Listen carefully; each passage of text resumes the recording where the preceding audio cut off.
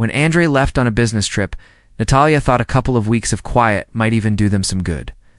Her little son, Artyom, stayed with her, while her father-in-law, Pyotr Ivanovich, offered to move in for a while to help.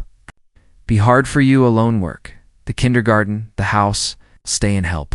I'll even bring potatoes from the dacha, he said with a warm smile.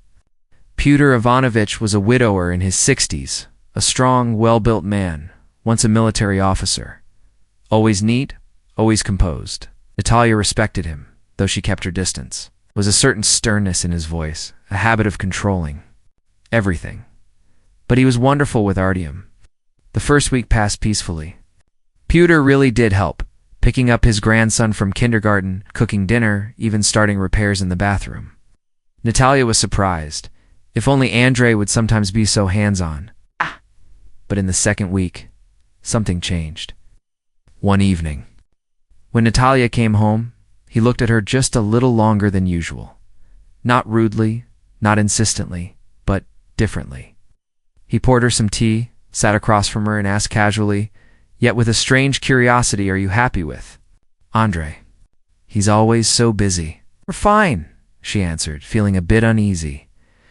"I can see you're a good woman, caring, intelligent.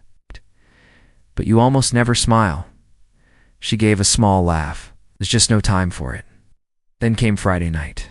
Artyom had fallen asleep early, and Natalia was washing the dishes. Suddenly, Pyotr came up behind her and gently touched her shoulder. His voice was low, slightly hoarse. "You know, I've been alone for a long time, and when I look at you, I feel alive. You're a real woman." Natalia froze.